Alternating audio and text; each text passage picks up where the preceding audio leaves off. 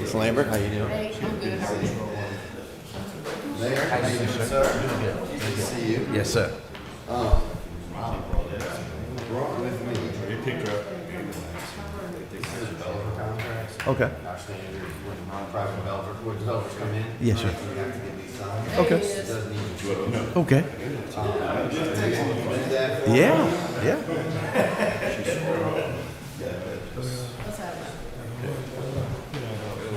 Thanks, sir. Yeah. We got some room to spread out.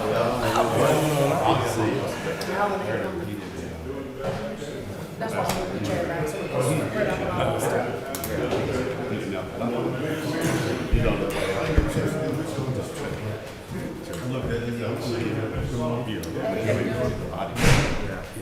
I got. You got the print. Okay. Hit up.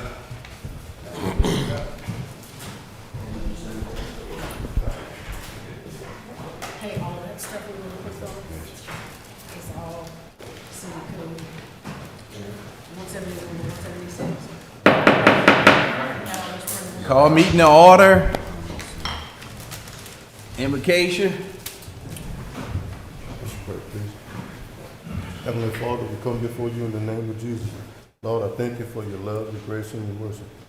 Father, I ask now that you guide us with your love, fill our minds with your peace, Lord, fill our heart with your kindness. Lord, right now I pray that you comfort the person family in their hour of bereavement. Lord, I ask that you protect our law enforcement and our firemen. I pray that you will bless them, their homes, their families. Father, I pray for this council. You've given us another opportunity to get it right. I thank you for this day. Father, I ask that you protect the administration. Bless them, their homes, and their family. These blessings and others I ask in Jesus' name. Amen. Amen. The United States of America, and to the republic for which it stands, one nation, under God, indivisible, with liberty and justice for all. Okay, roll call, Ms. Terry. Councilman Eddie Williams. I'm here. Councilman Pedro. Here. Councilman Ray James. Here. Councilman Tyler. Here. Councilwoman Terry Hunter. Here. Okay, number 5, public comment period. Okay, number 6, budget workshop. Good evening, Honorable Mayor and Council. So today is the budget workshop. I want to address any questions, concerns that you may have regarding the proposed budget. We do have a couple of items wanted to go over. First off, just want to kind of give you how we got here and where we've been. In early January, we took our data from our December financial statements along with the 2 previous years of audited financial statements, sort of to round about our projections here. In the meantime, once we got an initial draft, we did present that to department heads to provide them an opportunity to give us any requests they may have for capital outlay needs, as well as they were provided a personnel roster as of the last payroll in December, I believe it was, of the current personnel roster, so they can sort of give us some insight as to where they were going in terms of what they were looking for in personnel. Worked through a number of meetings between then and when this was proposed last month to give you the document. You were provided at the last council meeting that I presented this to you. You do have an updated capital outlay schedule in your packet with some notes on it. Since we proposed the budget, There were a couple of projects where we received bids on and other additional information. And we did make some changes to the capital project fund.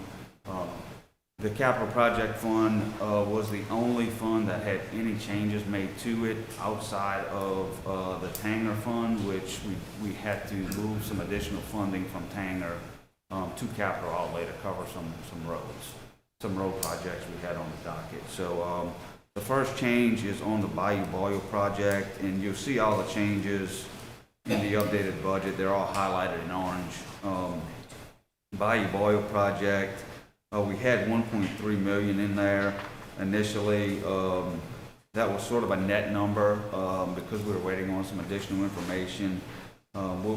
Now the estimate is going to be, the total cost of that project is going to be $4 million with about $3.6 million in grant revenue funding that.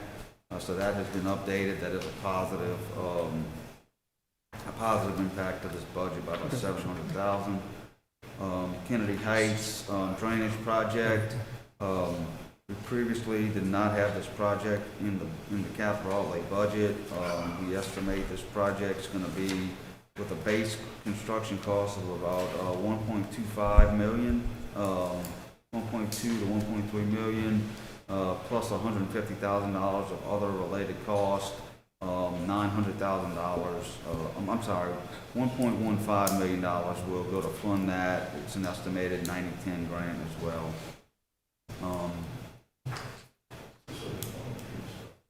We kept in the 2025 road project in full at 2.5 million.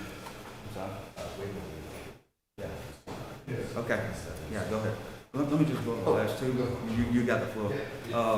And then the last one, OLOL connector, initially had a number of $750,000 in there for the funding of that connector road. The bids came back at about 1.5 million. So that increase obviously increased our budget by $750,000. That's what caused the Tanger money, the transfer from the Tanger fund to the capital project fund to increase from 1.2 to $2 million, was to cover that $750,000. And Jared wants to give you guys an update on some of these projects. Mayor and Council, so sorry about that. So Wade asked me just to give you an update, just so you understand what's going on with the Kennedy Heights project. So in general, what happened there is there was a bid discrepancy, right, that legal has been looking at in long and short without getting into too much detail. There was an error on the accepted bid packages that actually changed the original low bidder to where the second apparent low bidder would have become the actual apparent low bidder if those clarifications were made correctly. So we have spoken with the engineer. Your legal counsel has also spoken with the engineer. He's in the process of speaking with the second apparent low that would become the apparent low. And so that is theoretically, why we're making some of the changes in this budget. We do anticipate that it will get resolved, but it just is not resolved this second. So, but just so everyone is aware, that's what's going on. Very likely the project will still move forward. We all believe it will, but it just needs to run its course right now with all the different parties. So, leaving out some of those details, I'd be happy to answer any questions there, but administration wanted me to make you just aware of it. Okay? For the Bayou Boyle project, I thought we had scratched that. Say again? Bayou Boyle. So Bayou Boyle project, yes. So, long and short, so I'm sorry, go ahead. I thought we weren't pursuing that. So long and short, we are not pursuing the project in its original intent because there was such a large wetland mitigation cost associated with it. So what we have been looking at since that time, because that project still is theoretically in DOTD's system, and there is theoretically still dollars out there that the city could take advantage of, is working with the parish and their modeling team to understand if there is a smaller, more localized project that we still could do that would directly benefit Southwood and still qualify for the dollars. So in the project in its in its original form, yes, that is a no-go. But we are looking for another opportunity to take advantage of those dollars. Funds? And of those funds, yes. They exist right now still in DOTD, and they would be available to us should we be able to come up with a viable project that doesn't have that enormous mitigation cost attached to it. So I guess to add to that, the reason it is showing up in the budget then is because should we come up with that project, it will show in the budget that we do have those dollars allocated, so it will be able to continue to move through the system.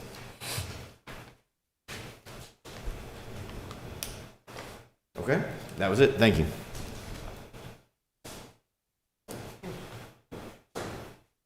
Thank you, Jared. So yes, I think first off, what I would like to do is start with capital projects fund, unless you had any other specific questions.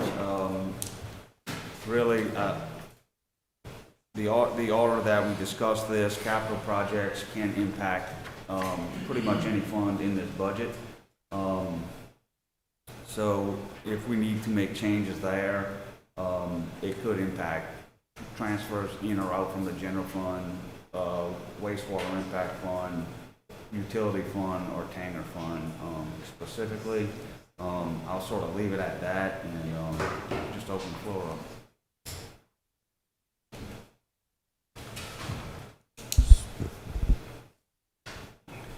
So on the Tanger Fund, we can transfer, right, Yes. to do the road improvements Yeah, around my Tanger? understanding of Yeah. those dollars can be utilized for road projects Correct. within city limits. Mhm. Yes. Yeah, so that's gonna be So- on page, Page. something like that's gonna be on page 37. So, beginning of the year, beginning of the current fiscal year, so that's for the last audit, we had right over $1.4 million in Tanger. Based on my projections of sales tax, we should have about $1.7 in Tanger. That's on page 37, Ms. Lyon. All right. So we should end with about 1.7 in this current fiscal year in Tanger, which we'll have that 1.7 plus the sales tax generated next year to fund any roads. So overall, fund balance compare, I'm just looking at all those, the numbers. How do we stand on this year for as departments staying close into rank, in the budget range? Yes, so Someone I that- had presented a sheet with amendments at the last meeting. I'll say for the most part, most budget departmentally were in line. There were some line items that I specifically addressed in there that I thought needed to be amended to keep in compliance with state budget law. I do not have that paper.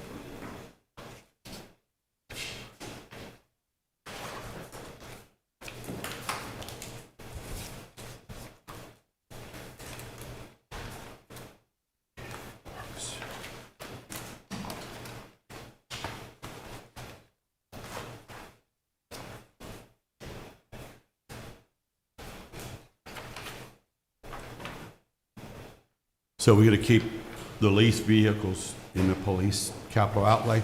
Thought we were gonna move that into expenditure. So the way I still do not have 100% clarification on the sales tax that is going into the capital outlay fund. There's about $4 million in sales tax that's going into capital outlay fund. I was working with a previous clerk and about if that money is dedicated or not. My understanding, since I prepared this, was that sales tax is not obligated. It can be used for PD fire, and I believe it said drainage purposes, which basically falls under the capital outlay. I did not change the mechanics of the budget because I did not have clarification on that at the time this was prepared. So yes, the vehicles are still in capital. So let's keep them in capital outlay? Yeah, I did not want to make that drastic of a change without being comfortable from a legal perspective that we can utilize that money for general fund.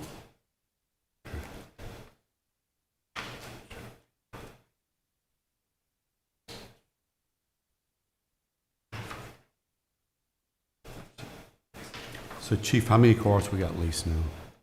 Sir? We got a few leased, a bunch, right? Most of them? Vast majority, yes. You need- Out of 60, I think we probably own 10 of them. The rest of them is on the lease program. But they're starting to cycle back, right?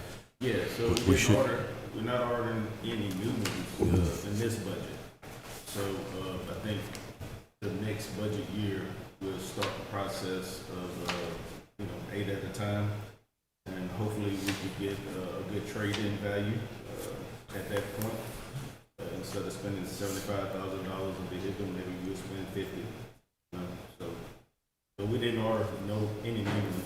Besides, we have to order one that got wrecked in total. But other than that, But indirect, we used to have like an insurance fund set aside for like when we wreck stuff. Do we still have that? we still have that. From my understanding, Anthony told me there was only like $50,000 left in that. Yeah.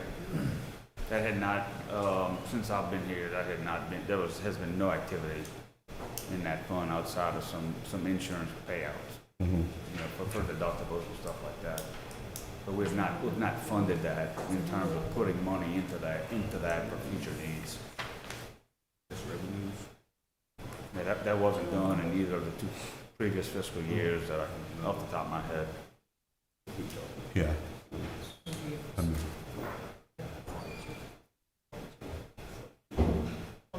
Yeah, I know the issue came up too about paying off the leases at the last meeting. Yeah. Basically, with that number would have to come from accumulated fund balances. Yeah. That's a policy decision on your part. Our fund balance is hovering around 20 million. It's in a good spot right now, in my opinion. we don't touch it. I would not like to see any dips into that number, personally. I think just with geographically where we're at and the needs we may have if a major storm or other disaster came through, that we need to keep some money on hand in order to fund things until we are reimbursed, typically through FEMA, for any cost incurred. So I'd like to see the general fund maintain where it's at this point in time. So,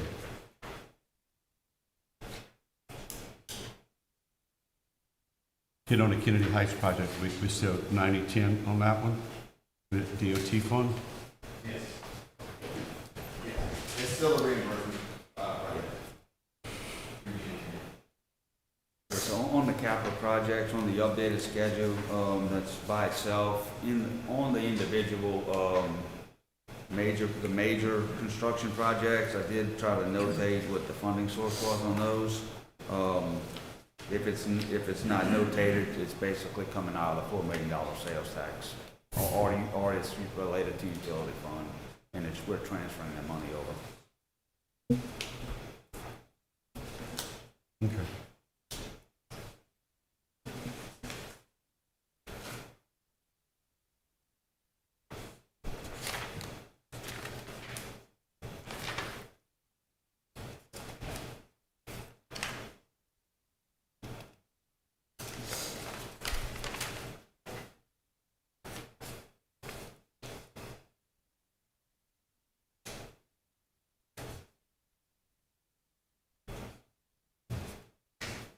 Jake, we don't have nothing in for the Pace Center that we need?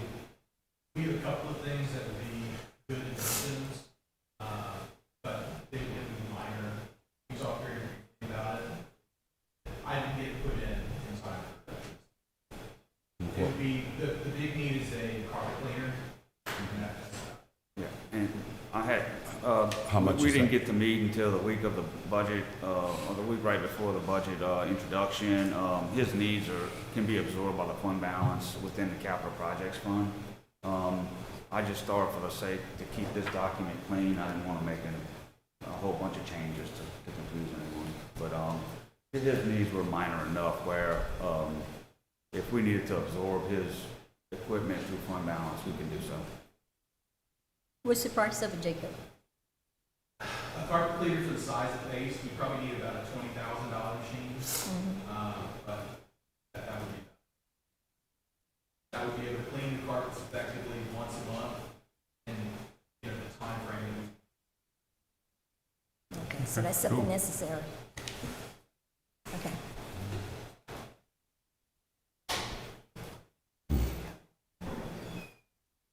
So that can be added to the budget, Jason? Ma'am? Can it be added to the, can it be added Yes, to the we budget? can add it, and we can, in the public hearing before the meeting, we can announce that we've added that. Yeah. Oh, okay. If the council approves that item to be added, certainly we can add that. Okay. Yes. That was the only thing you needed, Jason? Major? Okay.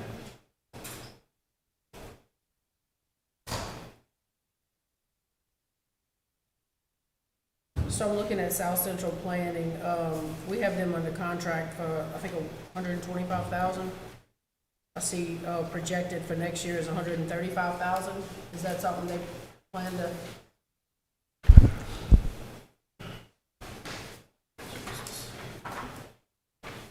The cost of South Central was $134,500, I believe, but they started, we missed a couple of months. They started after the fiscal year had begun, so we're paying them for currently 10 months. In fact, 125 is probably a month's grace period, but their yearly contract is for a 12-month period is $134,500. We just, they didn't work the whole 12 months for us.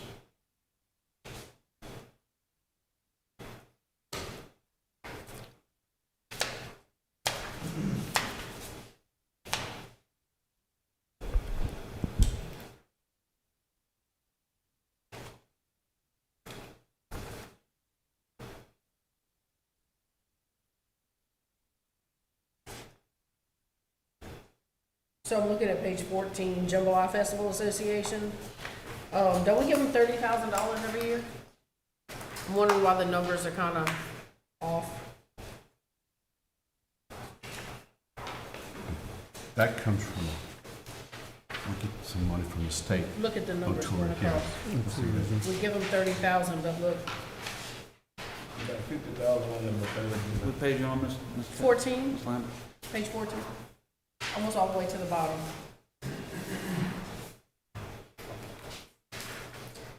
Projected through May of 26, 51,000.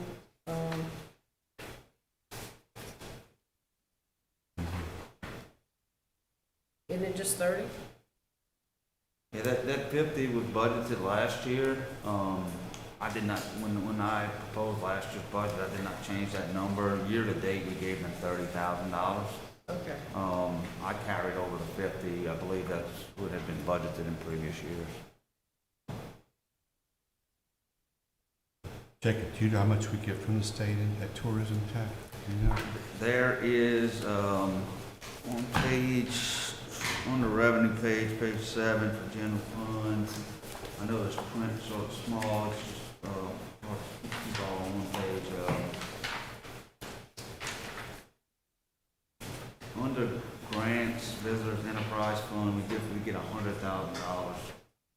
That's what I thought. Okay.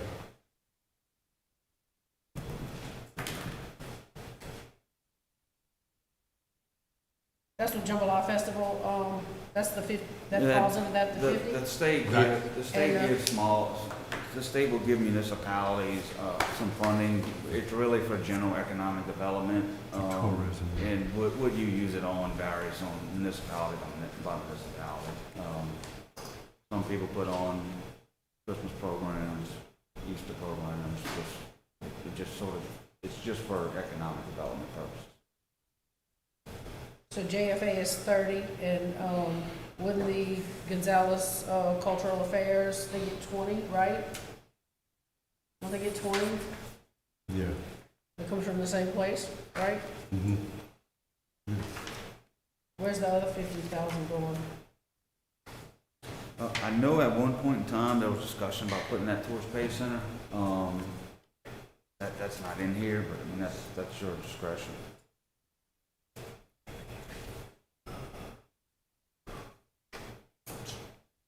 So the 50 is just for surplus? The surplus? The 50 would be at your discretion on what you spent that on, yeah. The only thing allocated out of that amount was the two items Councilman Lambert mentioned. Okay.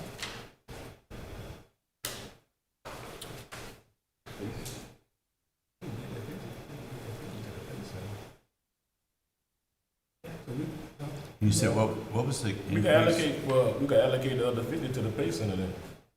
If it's just sitting there. That 50 would help you at the pay center, right? What else you need? How much are the bleachers? We looked into that, that was kind of Yeah. pricey. Bleachers are about, again, we got those proposals before, the recent, tariff stuff. At the time, they were about $175,000 for the bleachers. It's kind of a two-part process though, because those bleachers take up a significant, storage concern of ours. So we would probably also have to either build storage to pace or get some sort of storage shed to house those risers when they're not being. But just bleachers by themselves was about $175 at the time. I would imagine probably a 15% to 20% increase in 175. price. Probably putting us at about $200,000 for portable risers.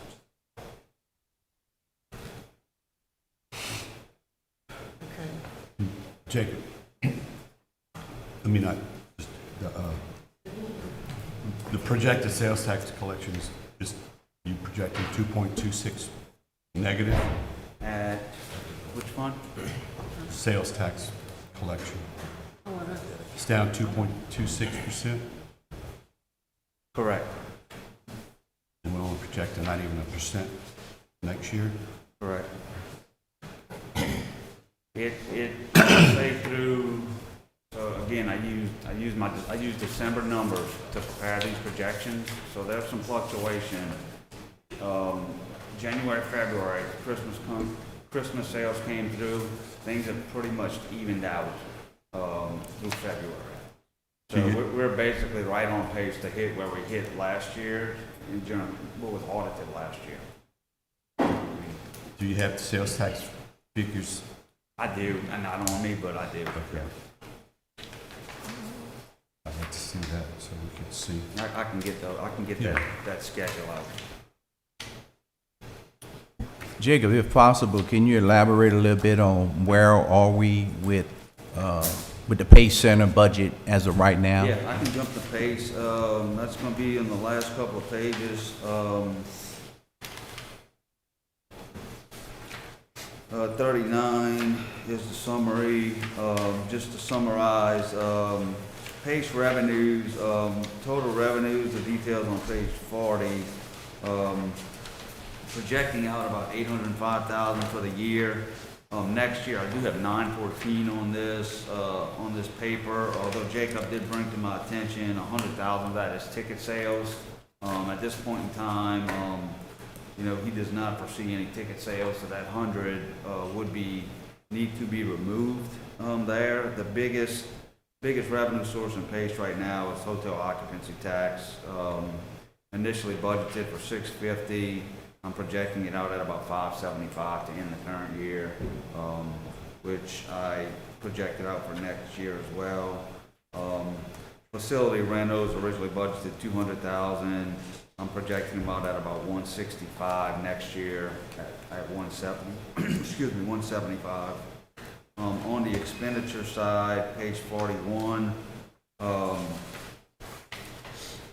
Initially budgeted 933 in expenditures. I'm projecting that out at 655 for the current fiscal year.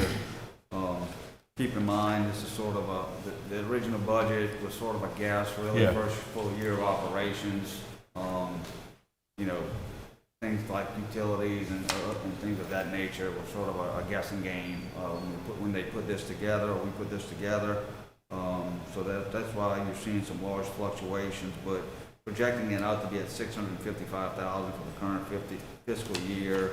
Then next year, total operating expenditure at $621.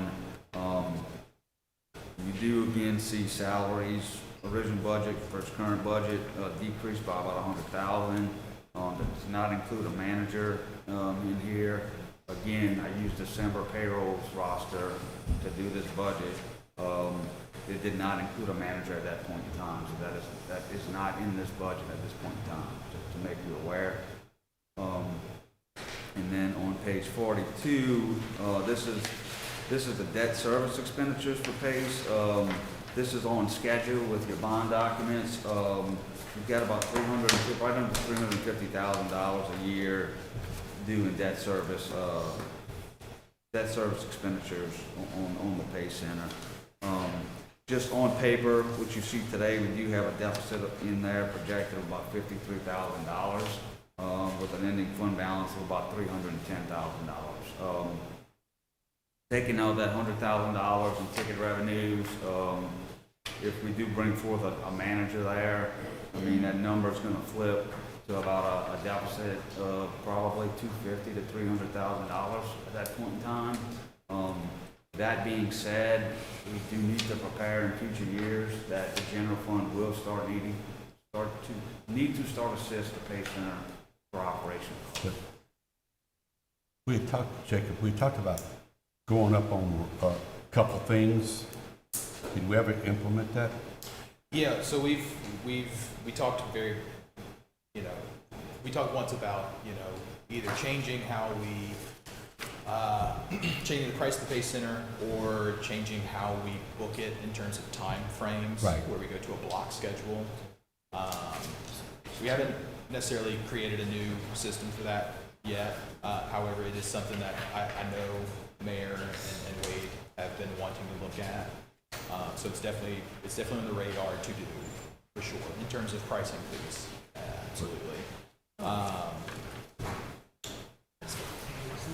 And then, looking at like the proposed, or not proposed, sorry, the projected, I know we're gonna meet these goals. I know, these next 2 months, I've got about $60K ready to be collected on. So I'm pretty confident we're gonna hit our $200,000 goal for this year. But yeah, in terms of figuring out a new system for generating revenue at PACE, we definitely want to hit on that. As Jacob mentioned, the ticket revenue, we don't have a ticketing system, so it's not really a achievable goal for us to make that.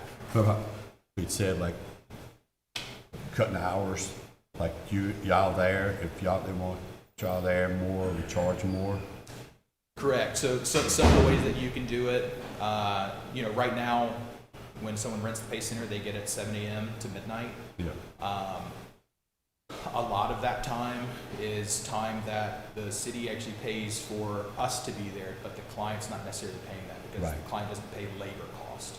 So it may be something where you pay a facility rate for PACE Center, but you also now have to pay an hourly rate for the tech staff and the facility staff that have to be on. Definitely look into that. That would help revenue or expenditures. It would definitely cut your expenditures, because at that point, the city is no longer paying my hourly rate to be there during an event. The client is paying for the facility, which is pure profit for you, but also now the city doesn't have to worry about the cost of my hours to do those events. Okay. Thank So you. how are y'all managing now? Is it 2 of y'all over there? So right now, I am the only tech person on staff for it, so I'm there for every event. I have a full-time receptionist, and she handles, all of our incoming and outgoing emails, phone calls, everything like that.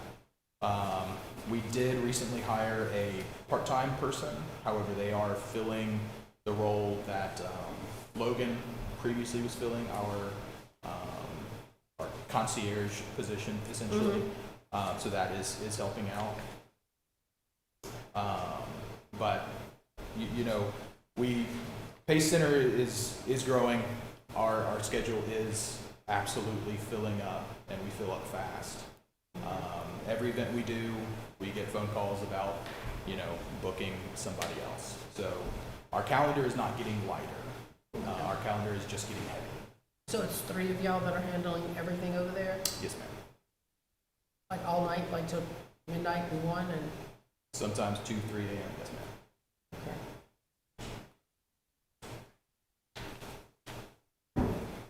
I see we still have Logan Hall on the, Yes, but that was, he was still on payroll at the time.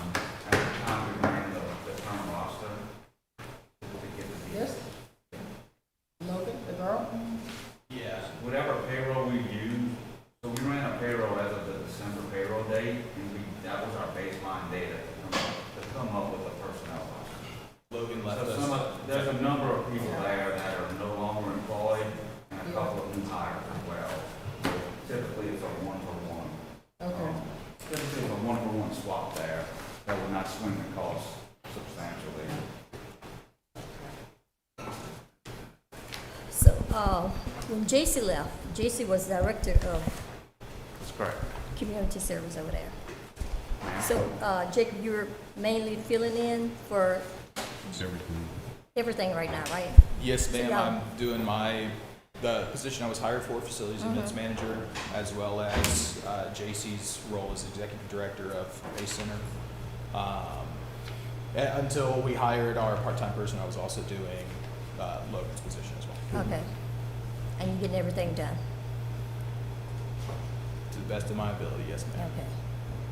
Okay. Where did JC's salary go, Jacob? So it was not rebudgeted, that's what I explained when I was going through the detail. That's why the decrease in the salaries went down, Okay. yeah. So it's gonna be at the will of the council if they wanna refill that position, just knowing that we likely will have to take some funds from general fund to be able to fully fund the pay center costs. Mayor, you gonna fill the position? Director, JC position? We were looking at manager, perhaps. Some of her duties has been split up, and we got other people here that's doing some of the duties she was doing. So we're looking at manager. I think what's correct, that was actually community events director, Right, those are the duties we split up. right, So what we'd be looking at is just strictly the patient amendment. right. So you're saying you're gonna have people multitasking for that position?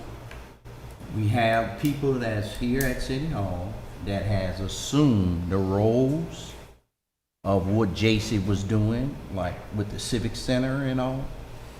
They're gonna be booking those out to the constituents or whoever wanna rent them. And we're gonna split it up. And we've already kind of done some of that. When you say you're booking it out, Mhm. I thought that was a part of Jacob's job. Yeah, I just got finished asking. You know, are that's a y'all part of their handling job. all of it, and you said Yeah. yes, So what are you doing? Go ahead, Jacob. So we were handling all those positions. We were handling all of those Right. facilities. Right. Recently, we have stopped doing that. Like Mayor said, he's delegated some of those tasks to other people in City Hall. So you're not responsible for renting the Pace Center, that's what you're saying? No, Pace Center is still under my purview. Yes, ma'am. The Pace Center is still under you. Yes, ma'am. So what is it you're not responsible for?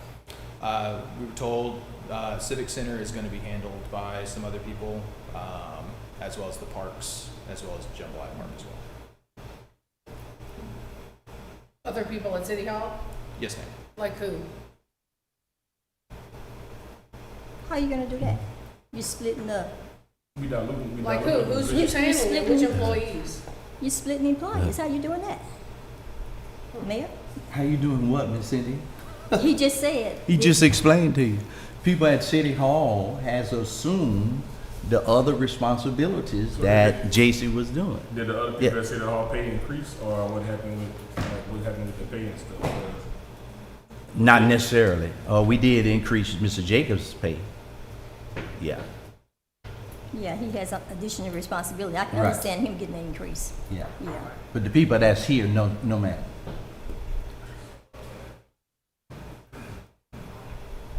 So is this a temporary thing until we get a community services director? We're testing the waters. We're trying to see how all of this is working, and it is working. So Okay, if, so we have employees that are leaving their jobs and they're going over there at night and how are they getting paid? Like overtime or what?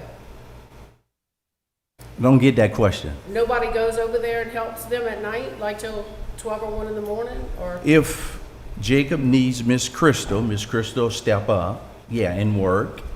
If, who else goes over there, Miss Crystal? Miss Janet, if she needs Miss Janet will go.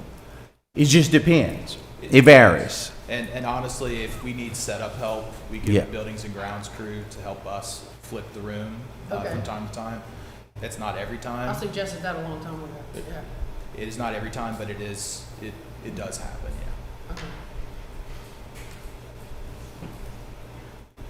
So we're not gonna look for a community services director again? I think it would work better with one person doing Yeah, the I don't job. think, I don't like the idea of city hall employees. That's a lot shifting around.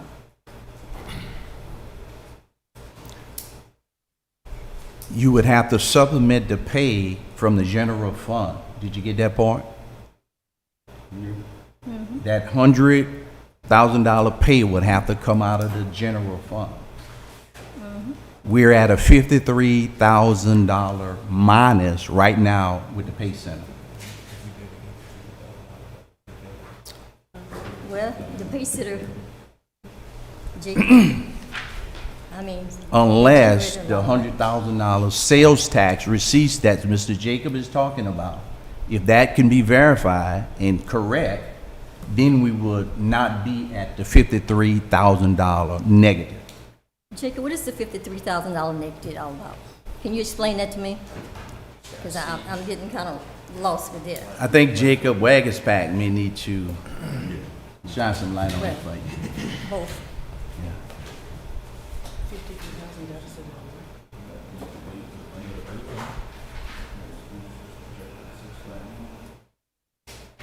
Miss Cynthia, where are you getting 53 from? I can't hear you.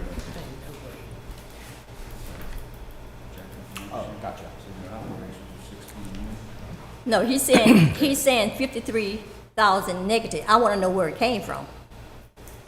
Like, basically, why we in the $53,000 negative at the pace of the night? Yeah. Just That, and that is, from what I'm looking at here, that's the proposed budget for next year. Some of that is, according to this Jacob, as I'll refer to him as.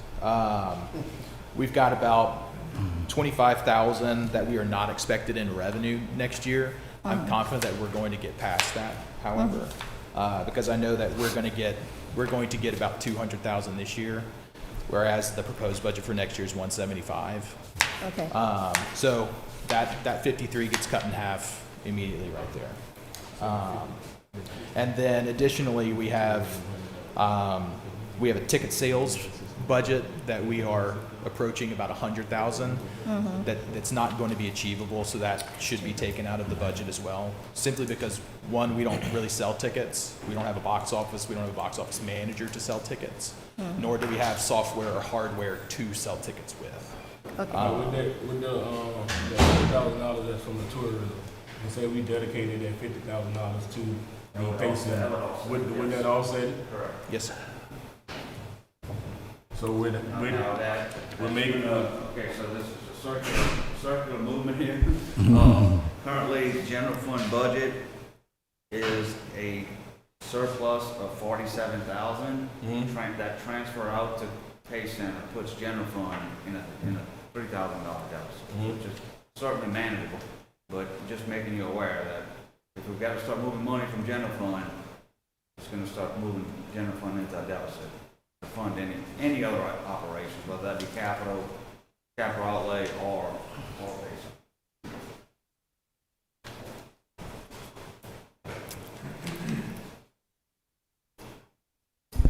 I'd also like to just mention, if we do move forward with, changing how we charge clients, a lot of this revenue gets kind of thrown out of whack, just because we would be making significantly more or offsetting a lot of our expenditure, specifically our salary expenditure. A lot of those overtime hours that we accumulate right now, you wouldn't see that in the budget next year, because the client would actually be paying for that cost. Okay. If that's something that we end up. Yeah, we need to do that. Yeah, as well, Kurt. I know you brought that up with the meeting we had, Kurt, which is a good idea, but we don't want to price ourselves out with the pay center. We don't want folks to have to go to St. Gabriel to rent these venues, and we have one here. What I would tell you, yeah. just to alleviate any concern. Yes. Before I was here, I ran the Union Theater at LSU. Our facility cost was drastically more, and our hourly labor cost for all of our clients was more than we would probably put onto our clients. We never had an issue with booking or people paying. When people come and rent us, the number one concern that they have is they want the lowest price possible. I understand that. However, when you factor in what some of these clients spend on catering costs, for your run-of-the-mill event where you might have 400 to 600 people, you're looking at about $15,000 to $20,000 in catering costs. Our building costs $4,000. So it becomes a sense of priority for the client on what they want to spend their money on. You can't have catering if you don't have a building. So I think some of that is a frame shift for our clients to understand that, yes, maybe prices for Pace are going up, and maybe you should start expecting to spend your money more at Pace as opposed to some of these other expenditures like decor or catering and things like that. To alleviate you further, the money is there. The clients have the money to be able to pay for these things. It's just a frame shift of the mind. That's all. Thank you, Jake. Okay. Have we been, I have a question. Have we been sticking to the prices that we're supposed to be charging, or have we been lowering for certain, No. other than the 501c3 and the regular rate? So we have 2 discounts. We have a nonprofit discount, and then we have a weekday discount. If you rent Pace Center Monday, Tuesday, Wednesday, Thursday, there's an additional percentage off that you get. That's just to incentivize more people to book weekday days. However, the vast majority of our clients book weekends, Friday, Saturday, Sunday, and that's full rate, or if they have a nonprofit rate.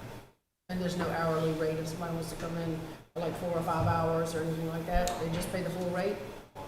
It's not an ordinance, it's just, it was what was. It's a policy, I know.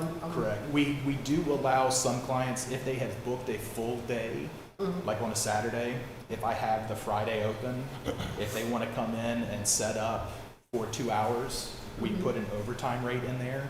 That's about $300 an hour for them to come do. If they are expecting to be setting up for more than 3 hours, then they would default into the full rate for the facility. That said, I kind of want to do away with that because it feels like some clients can abuse that privilege a little bit. Just because I give you 3 hours at a small discount, you still are occupying the building for a full day. Right. So that's something that we kind of want to do away with and just say you have to pay full price for the building one way or the other, or going to what me, Kirk, and Tim talked about, a block schedule where you're paying for 4 to 8 hour increments as opposed to a full day rental.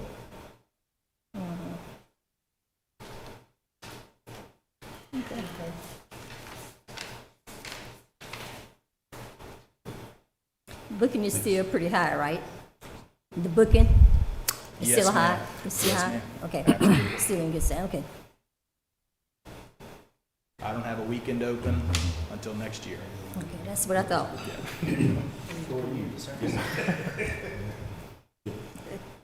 This is the other Jacob. The, Gotta get nicknames around there. our gas revenue. Yeah. You're not projected on the, that's monthly on what they charge us, correct? Yeah, so your gas ordinance really dictates the revenue. As the cost of gas goes up and down, your revenues are gonna go up and down accordingly. So really, your baseline gas revenues are all based on gas costs. I mean, you've got, the way your ordinance is structured, it's built to make some upcharge to cover some administrative and maintenance costs in there. But the base cost of your gas revenues is the cost of gas. Okay. Yeah. So you should see that the increase in the revenue should follow the increase or decrease in the cost of gas on projected. You said in the address the healthcare Yep. went up, right? Yep. Yeah, so, 10%, I think, is what the policy, the policy went up during the year. Was it 10? June. 10% Blue Cross? I thought it was more than 10%. I thought it said 6. But basically, what I did was I used the rates on a policy by policy basis, individual basis, on what they had elected to opt into to prepare this budget. For unfilled positions, I have to assume that they're gonna take the highest rate. I have to take the most conservative approach to that. But last year, your premiums did go up significantly. The administration elected at that point in time to absorb that cost into the current budget and not make the employees, take more out of their pockets at that point in time. This year, the way it was built in, there was an adjustment there, I believe. And, was it MERS went down, I read? Yes, Inputs went down. Emperors did go down like 2%, which was very surprising. You don't say it. After years of increases, we got a little relief on the police retirement. The change in the MERS, the regular employee retirement, it was marginal, maybe 0.5% or so, I think. But there was some relief overall in retirement expenses.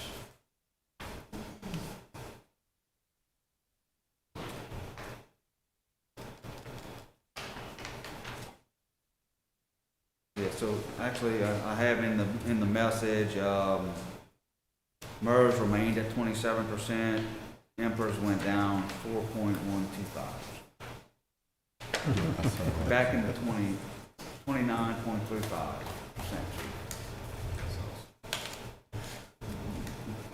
It's about $70,000 overall that I'm projecting retirement to go down.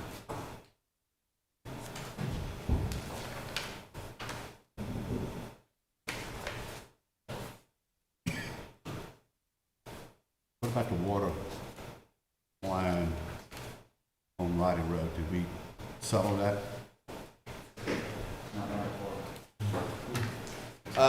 So the question was about the water line on Roddy Road. So no, we don't have an answer on the relocation yet. The parish has not really pushed that as an ongoing issue to date. We do have contingency plans if they do end up pushing that needs to be addressed. But as of right now, Latest. you want to jump in? Yeah, we spoke to Parish CEO Compton. And a good sign, we think, that he was not even aware of it. So the urgency that was expressed back in March seems to have completely dissipated. Jarrett kind of thinks that a new engineer from HNTB who took over for the parish and a new transportation director maybe got over their skis and kind of misread them. We hope so. The parish, we got something they want. They're going to need wastewater treatment for their animal control center on Roddy Road, Weber City Road, excuse me. They need that from us. We'll see how that goes out. The way we left it with CEO Compton was these issues have to be resolved at the same time, right? So, but he said he would, spoke to him last Wednesday. He is going to find out what's going on with it and get back to us as soon as he can. So I think it's a good sign that the sense of urgency completely dissipated. So, fingers crossed. I wouldn't have an unless you have any other questions about it. Okay.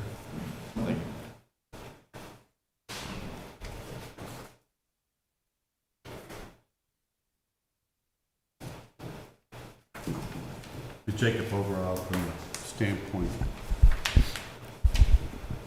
of fiscal year budget this year, kind of looked at it, we pretty much, I mean, the, overall, we're projecting out, we're in great health. Overall, I mean, cost increases are rising, you know, faster than revenues are. It is probably the biggest concern. You know, your biggest cost there is personnel, and I mean, that's no different than any other government. But slight adjustments in personnel costs cause big waves through all funds. But overall, we're maintaining at this point in time, but certainly gonna have to continue to watch where costs go. The general fund in particular, the utility fund is operating wonderfully. You have good surpluses there. We've got money to keep and maintain the system, build infrastructure as we need to. In utility fund, I've got no issues in utility fund at all. It's really general fund general fund, and then slightly bleeding in with the pay center is probably where more concerns are. And then how does that look funding capital? Because what's remaining there, we have to fund the remaining capital for the city in terms of drainage and road infrastructure specifically. Do we have a plan for projected gas, cost of gas? Yeah, so the cost for gas is, the way the ordinance is written, the gas charges fluctuate with the cost of gas. So that's all sort of built in. Now, we had proposed at the last meeting an annual increase in revenue for sewer and water. My understanding is that historically, as the city has adopted their budget, they updated the ordinance for the cost of water, basically water usage and sewer usage, ordinance increase. That was proposed at the last meeting. Last year, we did it mid-year as we were getting our budget right. Previously, I understood they did it at the same point in time they adopted the budget. That's why everything was adopted at once, or presented to you at once.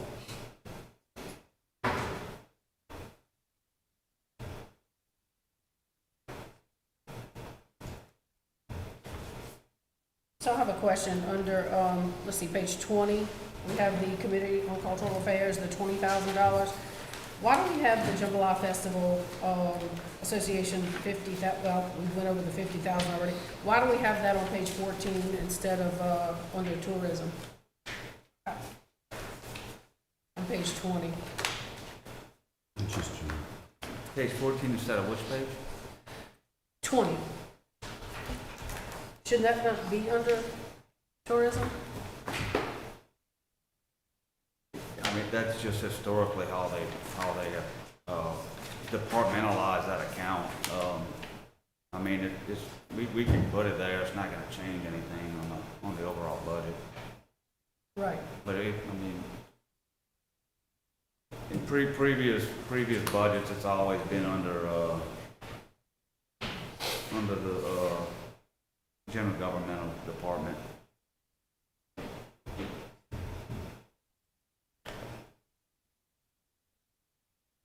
Kirk, do you remember why they did that? I always said it's because the way we collected the funds back then, I don't know. So certainly, But we don't collect 100,000, do we? I thought it was I'd be 50. happy to make that change. No, I think it was put in general because we collected in general, right? The stuff from the state. Well, the general fund revenues are sort of all in one. They're just they're on one sheet. They're not Right. necessarily really departmentalized. They're all just in general fund. I think it's just I think the revenue increased over the years from the state in that fund. It used to not be that much. I'd have to I'd have to go You back. confirmed it's Yeah. 100,000? Because I always thought it was 50. It's, I can verify that, but my understanding of previous budgets, it was 100.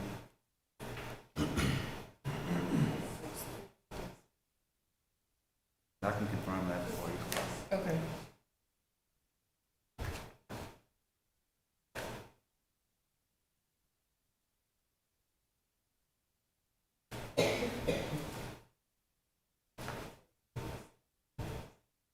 So on page 23, we got Parks and Recreation Department and Buildings and Grounds. We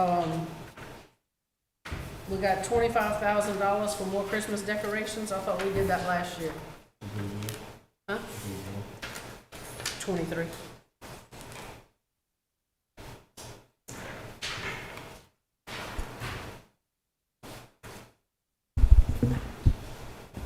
And I believe that money was spent, Mayor? No, we spent about 14,000 last year.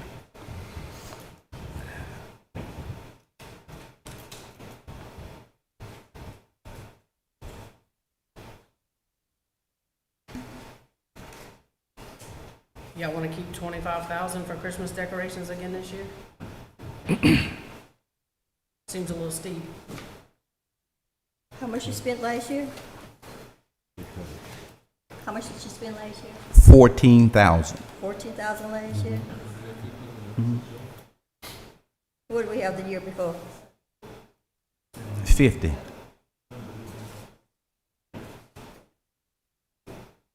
Yeah, that's a little much. I spent 14, put it at 15 just to, on the safe side. If we need to adjust it, we'll adjust it. All right. Got it, Jacob?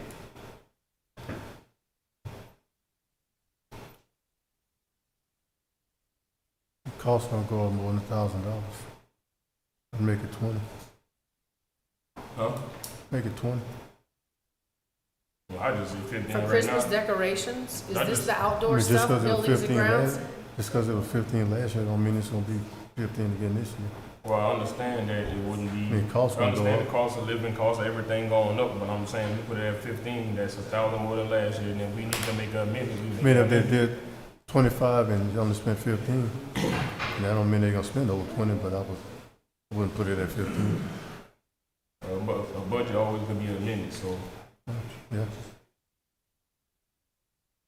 I don't think we should just leave money out there not being spent and just have it sitting there. That's the whole I idea. think, of the budget, I think is everything putting that we money should, I think everything that we should have should be dedicated to something, not just floating around out there. Yeah. out. That's not how a budget operates.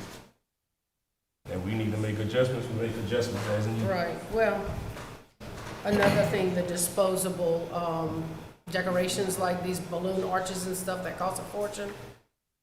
We don't really need, I mean, let's get some stuff we can keep and use over the years instead of disposable stuff, you know?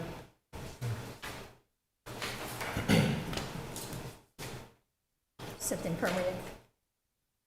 You talking about something permanent? Yeah, like decoration, yeah, like the yard stuff. I mean, all that was gone. I guess they threw the old stuff. It was old, you know, but I'm talking about like the rec center and, I mean, I get poinsettias, that's disposable, but I'm talking about some of this other stuff. You know, what you think? That makes the price go down. 10,000.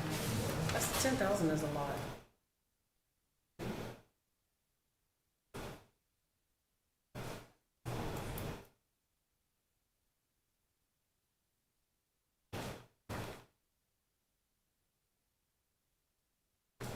Okay, Jacob, next.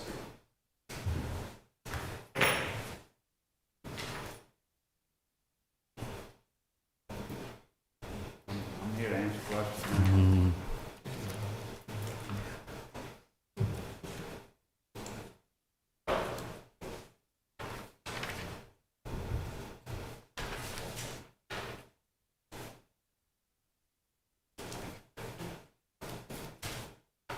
Chief, your staff, have you hired all your policemen yet? That's a tricky question. So, just about. We have 2 that's in the academy. Plan on hiring 2 more. That starts on the 22nd of April. However, I do have one that's leaving, so it's a constant coming and going. So.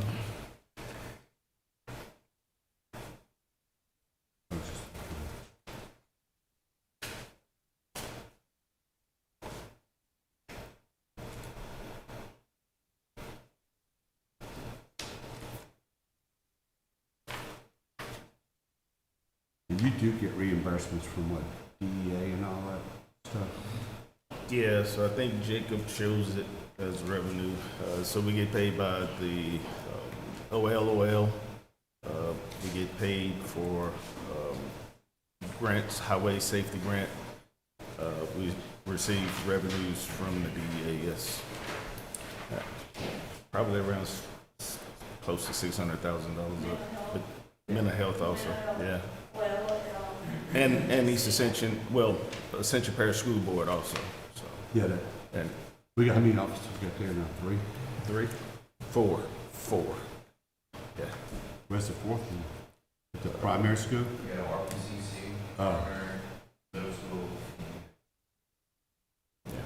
And I think they paid, school board pays about 88% of their salary.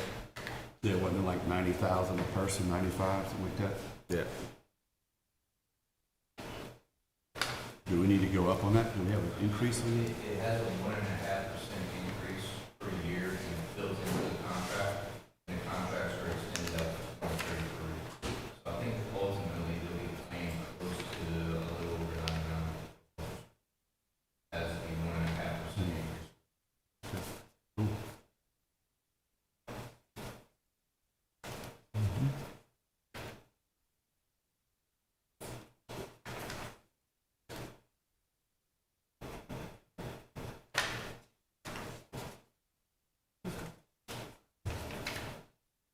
Okay, Jacob.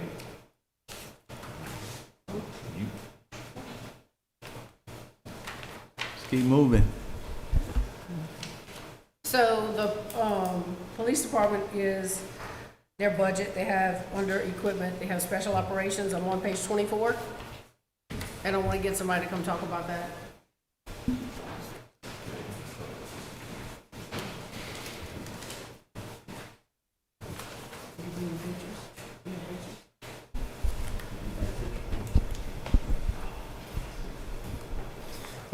So under the special operations request for the department, we do have a Linco armored vehicle request for that for $450,000.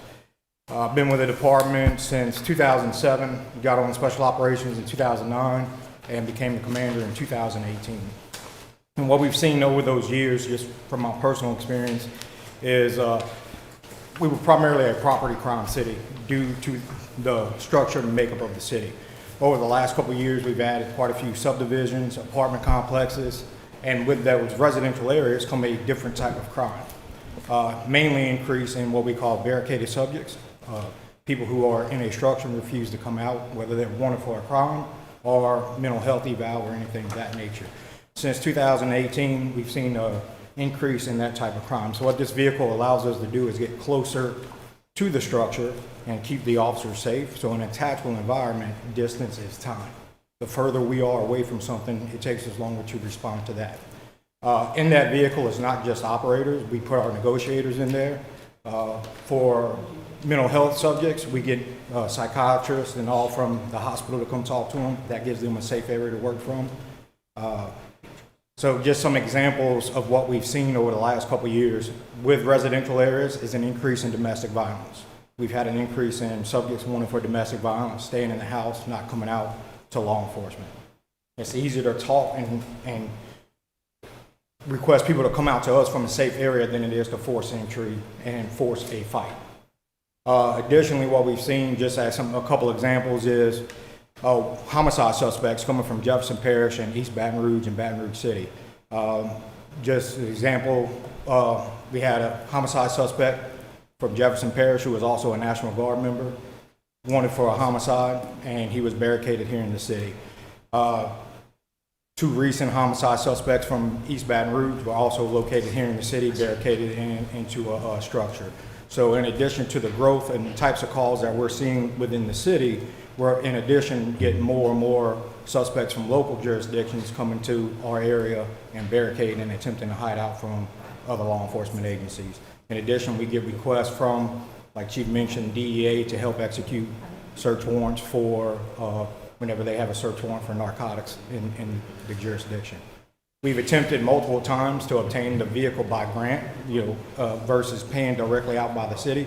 However, those types of vehicles are paid for by Homeland Security grants, and under Louisiana law, Homeland Security grants have to be applied by the sheriff's departments in the state of Louisiana.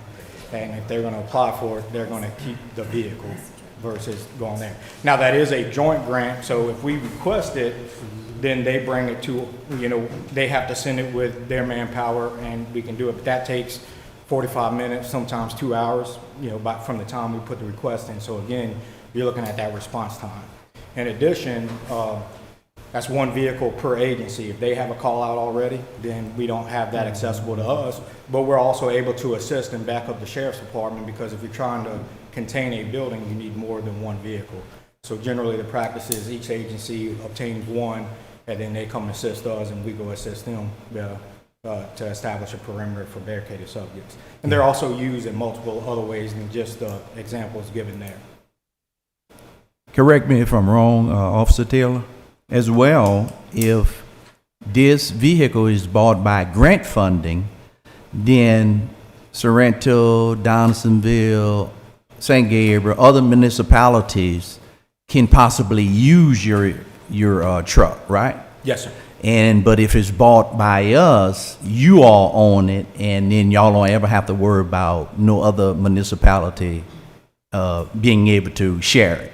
Yes, sir. Yes. Yeah. So a lot of these grants are regional. So Yes, sir. as part of the requirement for the grant is if somebody within your region needs it, then you have to Yeah. respond and provide that vehicle. Yeah, I like that idea that y'all would have it, there. Of course, Chief would have to build him a nice shed for it, but y'all would have it all the time. Yes, And as you mentioned, things is happening, happening more and more every day. Yes, sir. Yeah. Chief Jackson, Chief Sherman. I looked at it. Is it bulletproof? Yes. Okay, so how many officers can you get in the van? Well, we have a team of 10. So we have a team of 12. And so they fully outfitted operators, depending on which model. They have several different models. We're looking at what they call the G3 model. You can hold up to 18 fully equipped operators. So our team of 12 operators, but additionally, like I said, we always deploy with negotiators because our goal is to end stuff peacefully. Again, depending on the type of call out, it may be a psychiatrist or mental health expert who can come help us guide our negotiators and talk to the individual. So the vehicles are a little bit larger, but again, the type of equipment, number of people we got to put in there. I think it's a good thing because security for the officer, you're out there every day, putting your life out for everybody. So if that's extra protection Yes, ma'am. for Sherman men's, I think it would be great. Thank you. Thank you for that. Huh? I say thank you for that. Oh, you're welcome.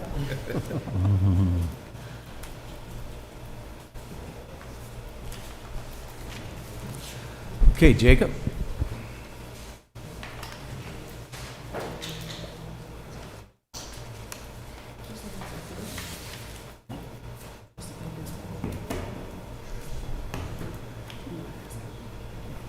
Mayor, I don't have any specific items to discuss. Okay. Say questions.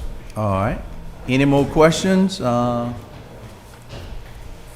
This is our first budget meeting. Preston, I see you have 3 vacant positions here. You got 2 firefighter, 1 chief of fire training. Is this, you're looking to add these or? So those have always been authorized. Okay. And the only position in the budget we passed in September added one of those last firefighter positions. And with the transition, we just haven't hired for it yet. We're working on it. But in this upcoming budget, we're not adding any positions that are authorized today. Some of them are just unfilled. Okay. they've always, like I said, they've been funded, with this current budget, all those positions, we're just working to refill them.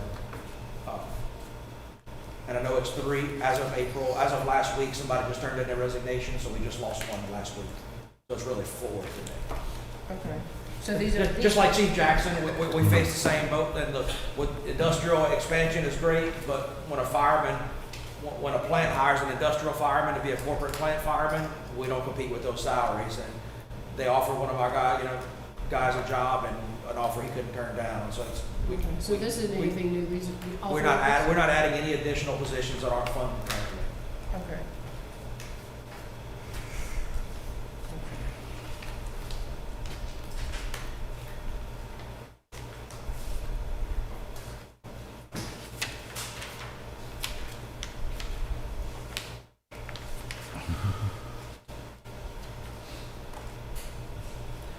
I see under the fire department website 20,000.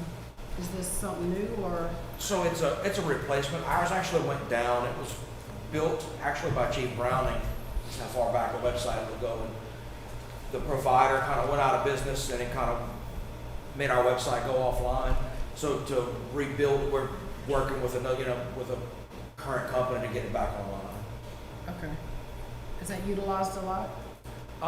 Believe it or not, we didn't realize how much it was utilized until it went down and the phone started ringing while I was trying to find your website, or, burn permits and plan review questions and, ambulance billing documents, and we didn't realize how much it was visited, and still the phone call started coming when it went offline.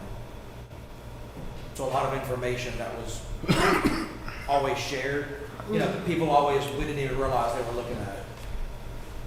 You think maybe putting a little something about the food truck? Absolutely, especially the fire department part of the process. Right. We would include, and as well as, be linking that back to the main city thing, but the fire department's process and what our requirements are for food trucks would absolutely be a section on the website, getting revamped. All right.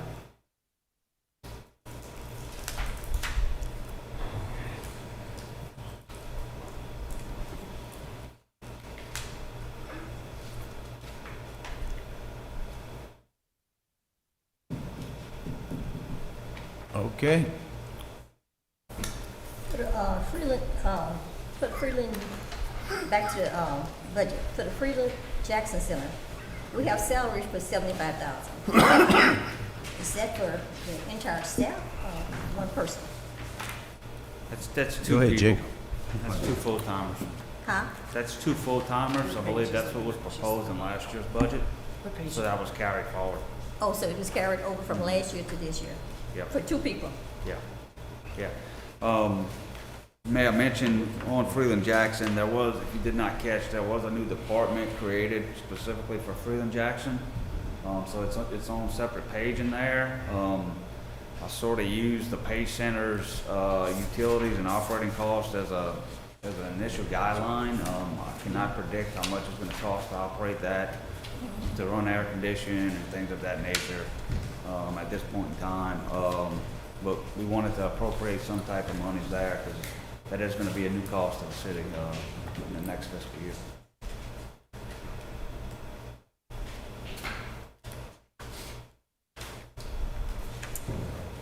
What about the director's salary? Manager, whatever it's gonna be. Is it in budget I'm sorry? for someone to operate the center? To operate the Freeland Jackson? Yeah, the Yeah, Freeland that's Jackson Center. That's the 2 individual salaries that are budgeted. Huh? I- I understood that was the 2 individual salaries that were budgeted were to operate that center. I didn't hear you, Jacob. The 2 individuals that were budgeted in the Freeland Jackson department, that's who's gonna operate the center, is my understanding. That's who's gonna operate the center? What 2 page, people, what with page? 75,000? Yeah, but I don't think it's not gonna be, it's not gonna be. What page you looking at? I'm on 18. It's not gonna be as extensive as the Pace Center. It's gonna be more, the plan was basketball and trying to help the youth in the evening, stuff like that. I don't Yeah, think it's gonna be full-time like you think in the Pace base center operations would be totally different. For the Freeland One of the Jackson. considerations I did discuss with Yeah, the it's to be more- administration was, to help the you know, children. how can you utilize these individuals maybe at Pay Center or other recreational facilities? We've got Yeah, the that's money in, we've got the money in there for 2 full-time people, but is that the need here? And, you know, can they be people that are working multi-facilities?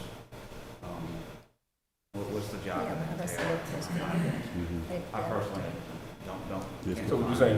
not to have a director for it, or what would you say? It's just two individuals, I forget what their titles were. It's in the, it should be in the personnel roster you have.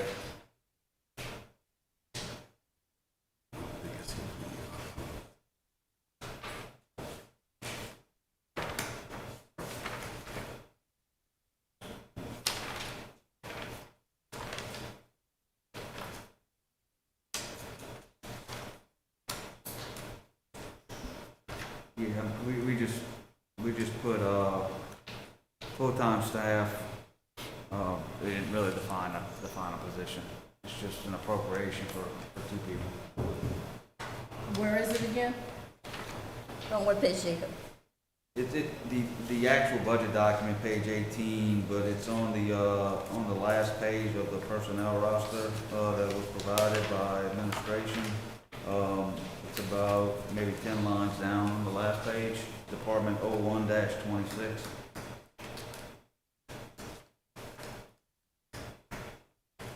What's that amount?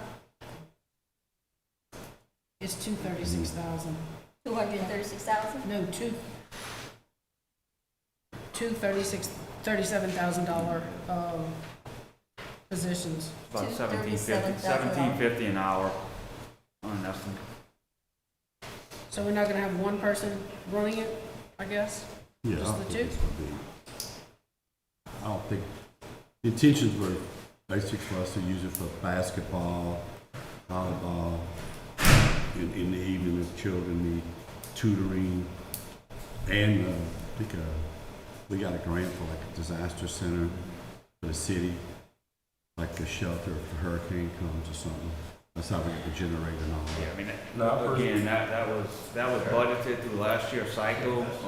With it opening this year, I did not remove those salaries. No, I think the Freeland Jackson Center can be ran somewhat as the Pay Center with, if you gonna build a gym, you could have different activities, different leagues, different things of that nature going along throughout the whole year. Yeah. Because visiting, with coaching AAU basketball and stuff, going to Texas and different places like that, those facilities are used all year round. Yeah. So you can use it all year round, have it booked out all year round, however it need to be, so it could create or generate funds for us, so we're not having a deficit or anything like that. So to have a director, or have somebody that's dedicated over to running, I think that what we would need, instead of splitting them up between different spots and stuff like that.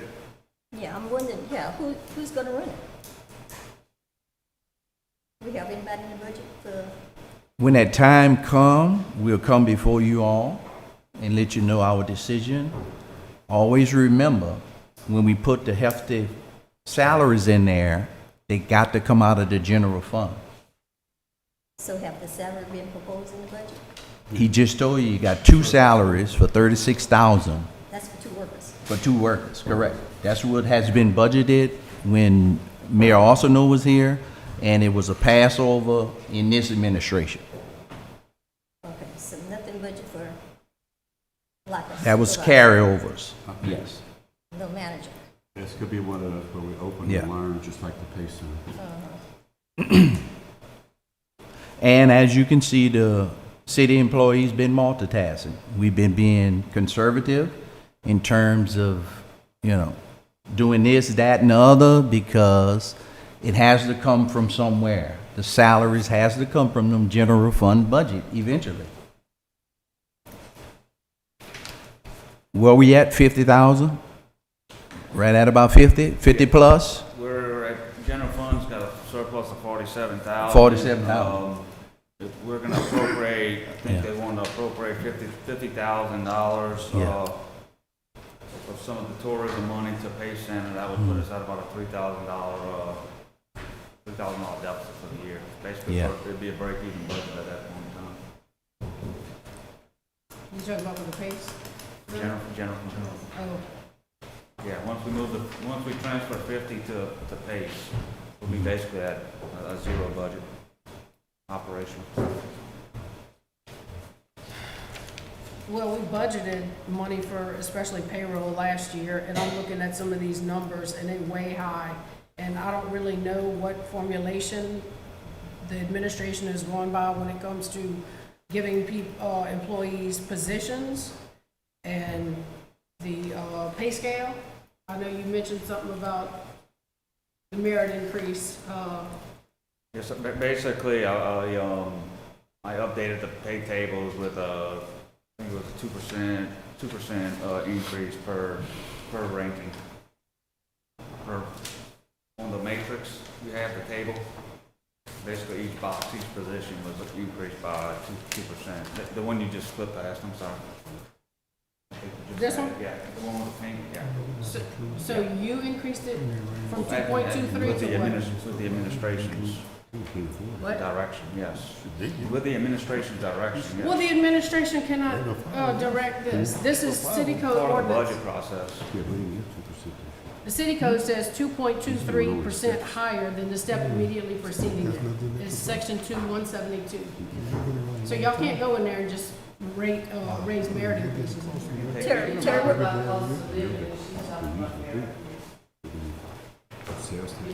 No, he's talking about merit. The cost of living, I mean, We're not doing cost of living this year. that's the will of the council, I can remove that. What's funny? What's funny? Get some art. In your thing. So you were planning on going up on this, the merit steps? The salaries that you have on paper were based upon an increase in cost of living on that, correct? That's an increase. The projection, yes ma'am. Cost of living is increased. It's an increased cost of living, is a merit raise included in that? Merit raise? This is The way that merit. table works is that the whole table gets updated as you make the update to the percentage of the cost of living. Right, every year it's updated. Every year it's updated. That's correct.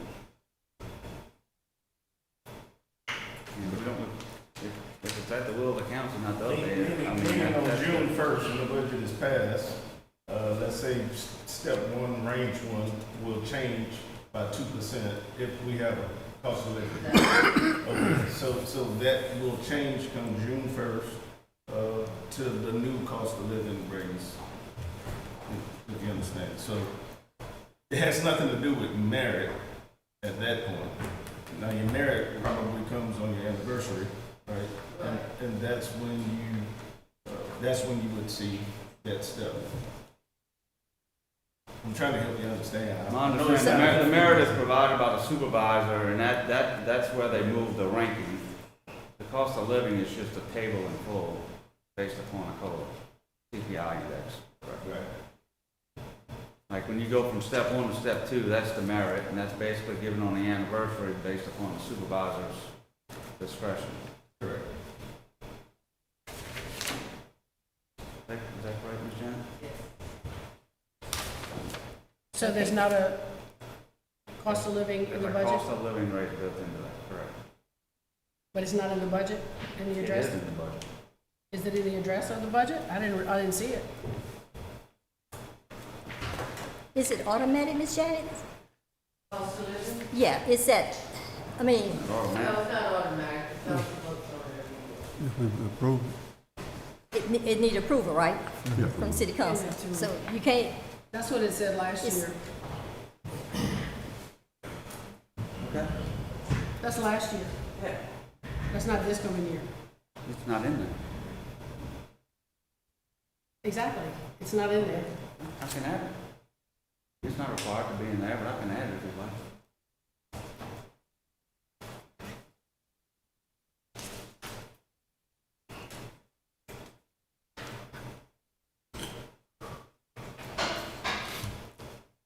Okay. Any more questions?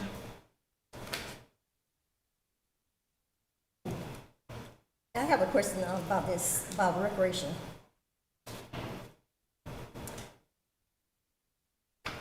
We have a high budget on the salary for recreation. For the recreation director. Now, to my knowledge, I'm gonna say it again. And Ms. Janice, you can correct me, have the interview for this job. Because I know application was received for it, they had over, 50 some application for the job? But no one has been interviewed for it. But we're showing on here a salary of, what is it, 98,000, 99,000? Yeah, yes, that's correct. And please note as well that there was a reduction in the last two line items in the recreation budget for the maintenance contract and the recreation league management contract of 75,000 and 95,000. Those dollars were moved into salaries. It was moved towards salaries? Towards salaries, correct. It was Towards salaries. reappropriated within the department, correct. My understanding, there were some third parties doing some of the management and maintenance on recreation stuff. Okay, I guess I'm just lost on how we hired,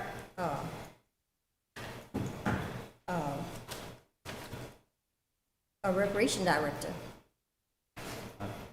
Ms. Janet? When no one, what? We don't have a recreation director.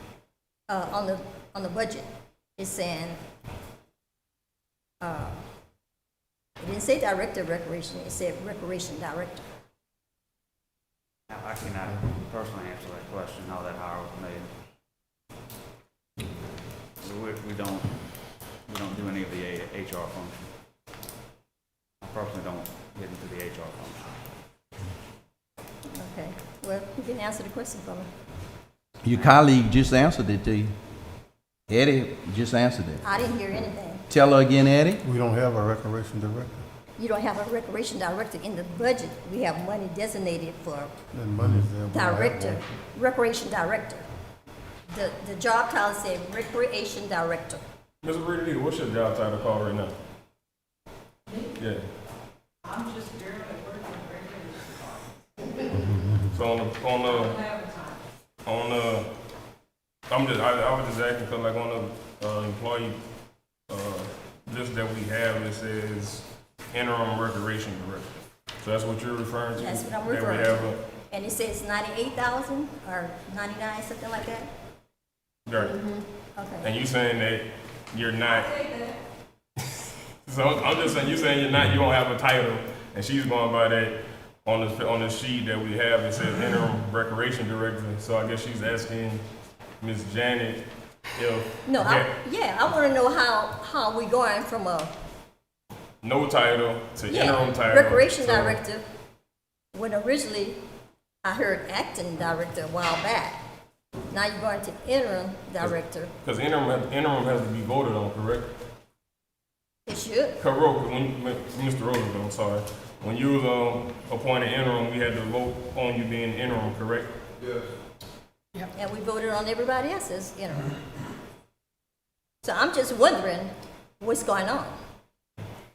I've been with the city for 6 years with Frank. Right. When he left, I just assumed someone's responsible. Right. Okay, but Right. Renita, you were working, He was a contractor.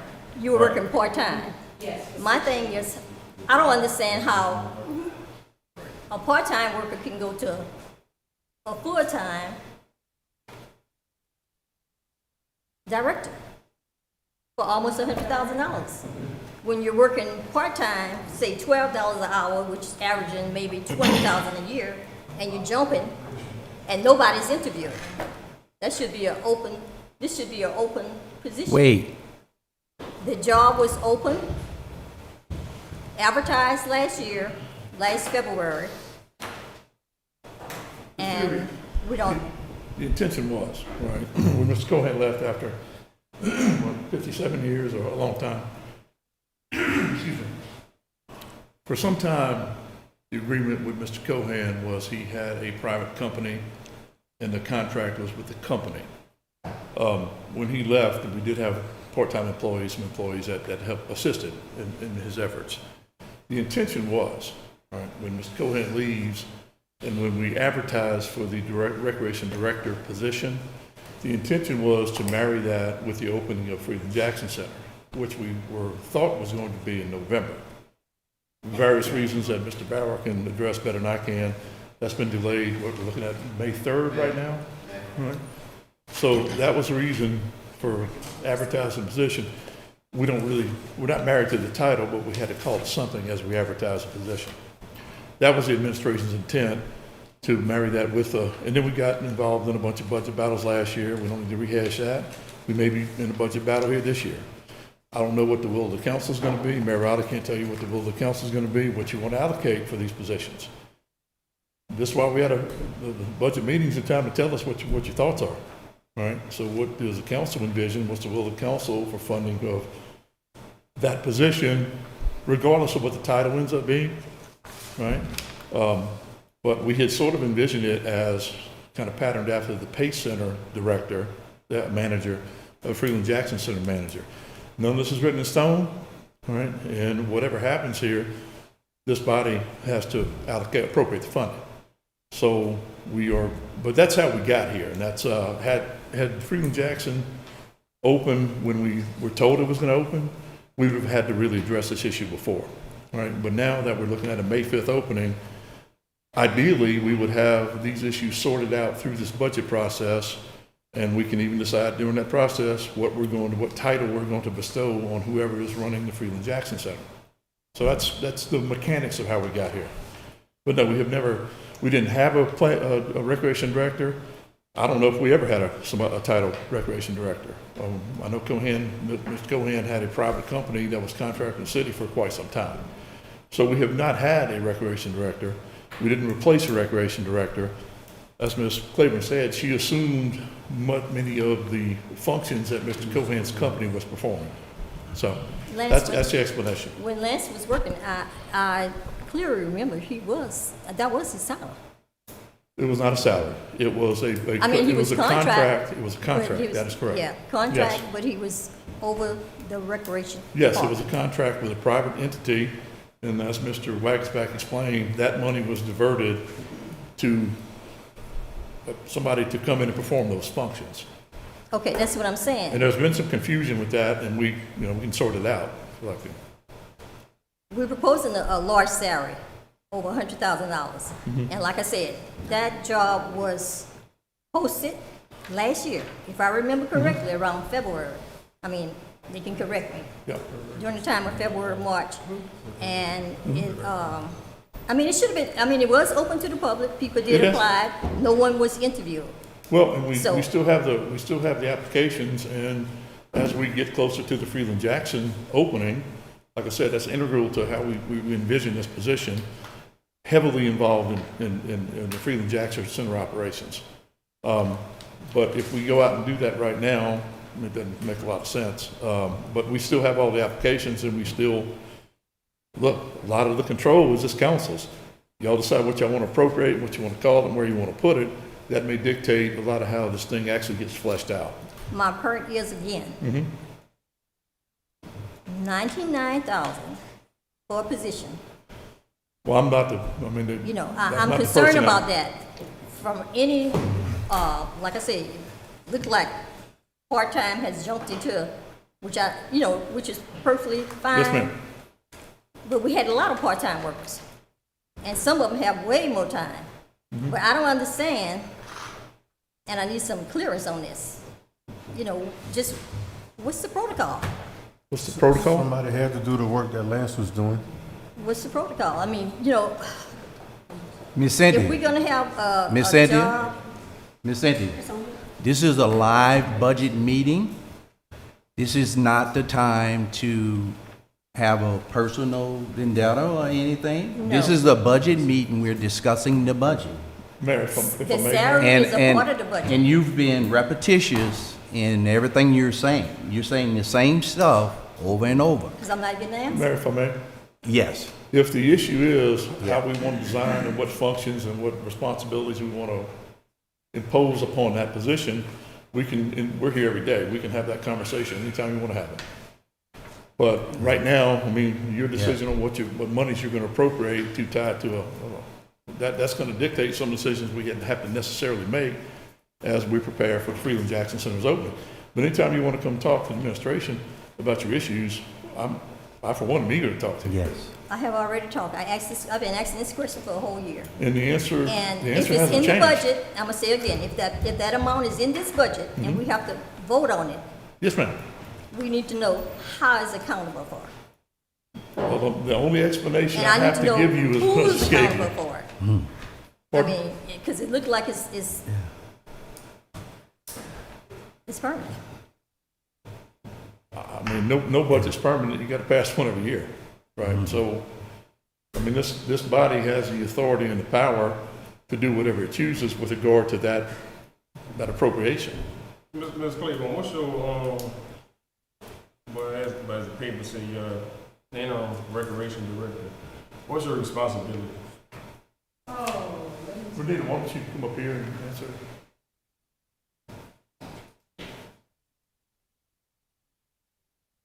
Okay, so, I'll start with tennis. The Ascension Tennis Association used to have the tennis. In '24, it was turned back over to the city. So I do the tennis courts. The 5 schools used to go to Breck as their home court. Once I started doing tennis, I negotiated with Richard Reaver, who represents LHSAA for tennis. We bought those 5 schools here, so they rent out our tennis courts. This is also the second year that I bought in the Louisiana High School Regional Tennis. But last year was the first year. Now we host the Louisiana High School Regional Tennis. That brings in 300 to 600 kids, April 20, 21st, and 22nd. That's not including the public who uses our tennis courts. We have pickleball. The Gonzalez Pickleball Association rents our pickleball courts with the public. Now, we also schedule tournaments, summer camp tennis, summer camp pickleball. We have flag football. We have 5 organizations for flag football. They use Carver Park, so we have to schedule and rent them out. We have lacrosse. We have baseball, okay? We also have a Cal Ripken's program. Cal Ripken program has been funding us for 4 years now. We do badges for basketball. We do quick ball. We do Team of Dreams. And they gave us money for volleyball last year. And now we're getting ready to start a Boys and Girls Club.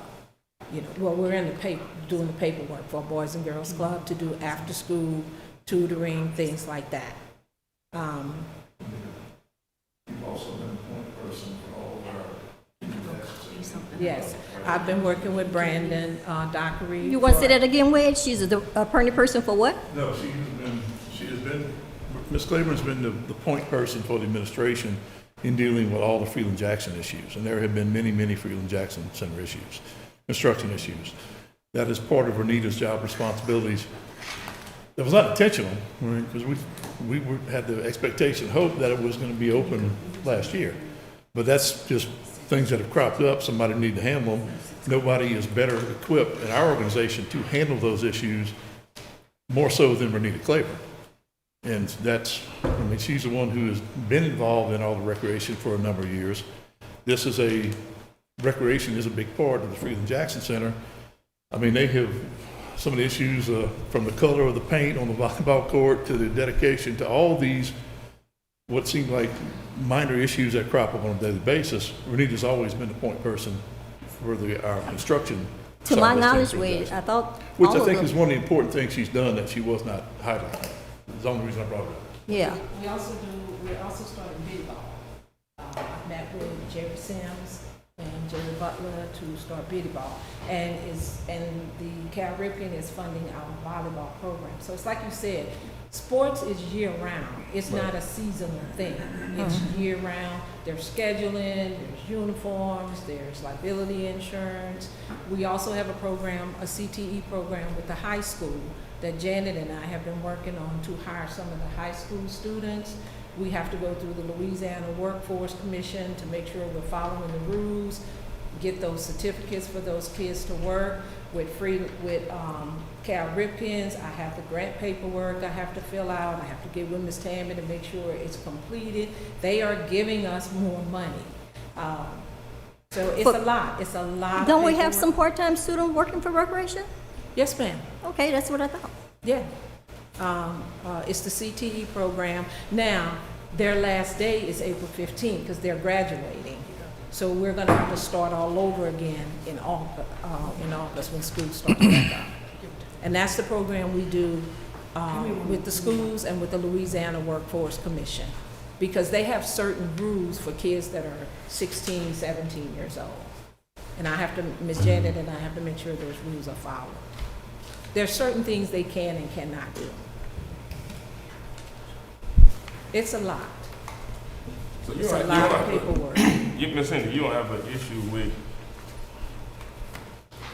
well, I'm asking just for clarification. You don't have an issue with the salary, you just got the issue as in who's gonna be in the position or how we're hiring for the position and stuff like that?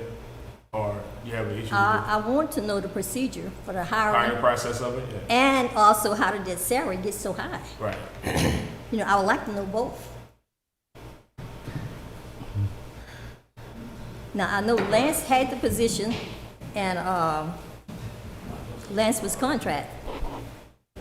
But everybody just about the majority of people in recreation are part-time, including Renita before she received other duties, was part-time employees. There are a few full-time. To touch on Councilman Turner's point, if that's the case, if we're gonna call it, it's gonna be recreation director, that is, I think, pursuant to ordinance, a department head, to kind of elaborate on what Councilman Turner was inquiring about. So is what you want to have the ability to vote on who holds the position and the title, whatever the title is. Is that what we're talking about? Is that what you want? I'm thinking it should. Okay. With the salary and the amount, I think that this council should have some say-so. I don't disagree with you. I mean, because the way it is right now, we don't know anything.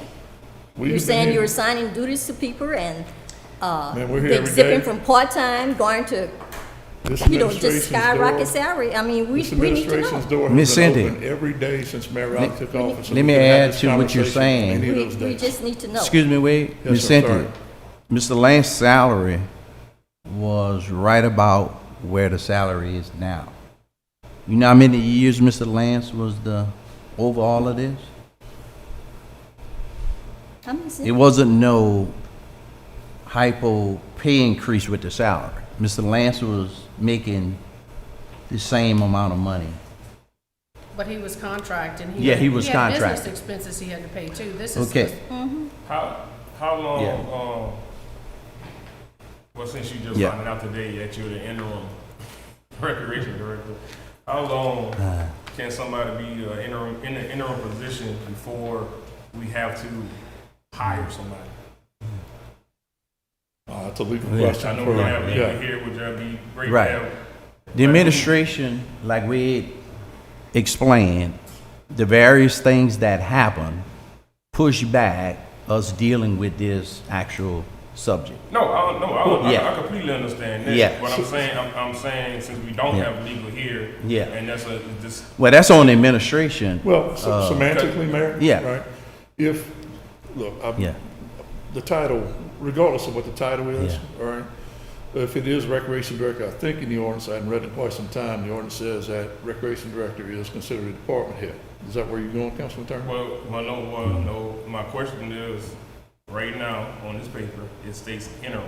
I'm asking, how long can somebody be in an interim position before we have to hire someone? What piece of paper are we looking at? Where? Oh, The personnel okay, roster. personnel roster, okay. Roosevelt, how Well, long was you I can interim? tell you from Yeah. administration. How long was you interim? 3 months? Because we did it for 2 or 3 months? So how long have you been, technically, you've been interim longer than 3 months, correct? Since June? So that's, And that was administrative so that's decision? going, Yeah. that's almost going on a year right now. Correct. So From the administration's perspective, I can tell you, we did not envision Renita as an interim or permanent recreation director. We really focused on what we're going to do to prepare for Freeland Jackson's opening. And again, you know, if that started in June, the initial expectation was Freeland Jackson was scheduled to open in November. So that can got kicked down the road. If you were saying that you want to have a vote on, I mean, I'm just trying to get the order, so we're having the same discussion here.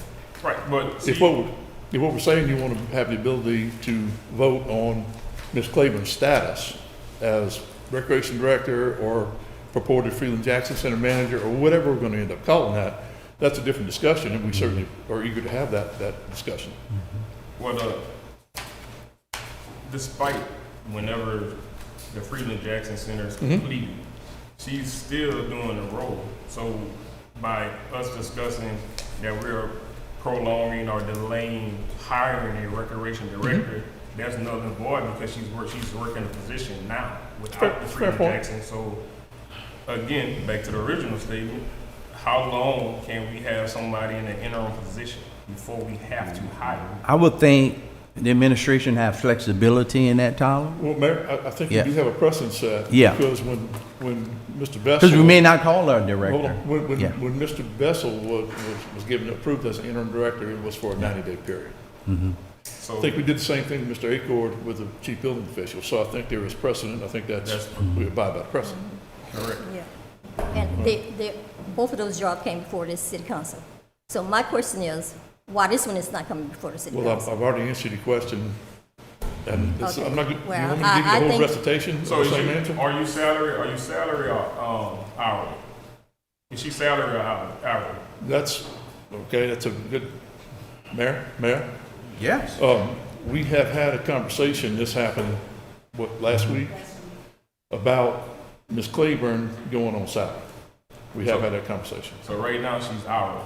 I don't, I'm not no math. I'm not no did math. something happen? I think she had been receptive to it, so I don't know if it was put into, so, She's always been salary. So it was. So at that $99,000 prior to being salary, she was getting paid hourly. So we was paying her $93, $94, $95 an hour. If you break the salary down, That don't make, I'm just asking. I'm not no mathematician. I'm just asking a question. no. When did you? 50-something.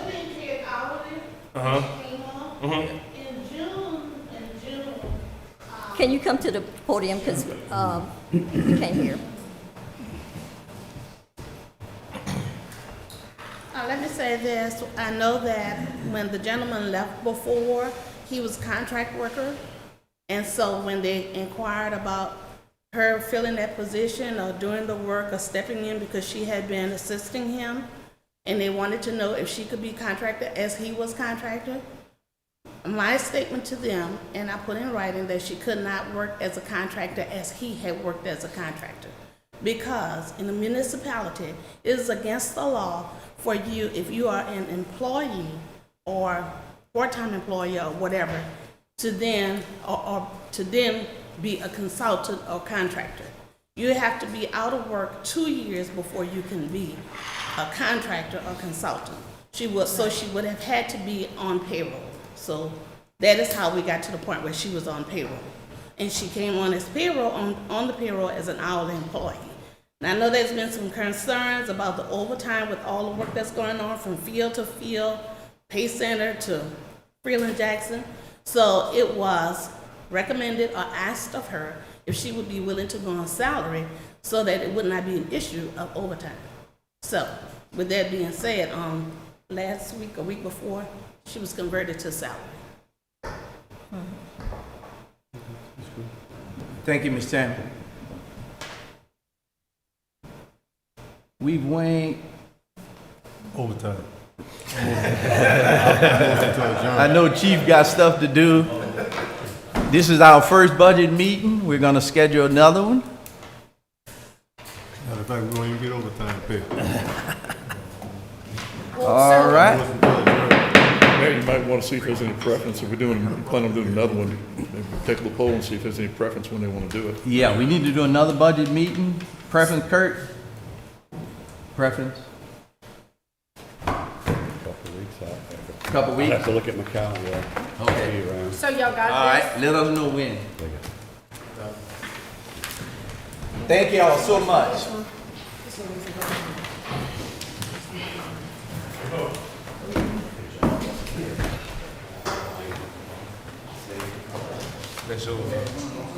It's gonna be on salary next time. That's what, oh, yeah, for that trash. Sherman. Man, she take care of John. Hold on, we're trying to get everything lined up.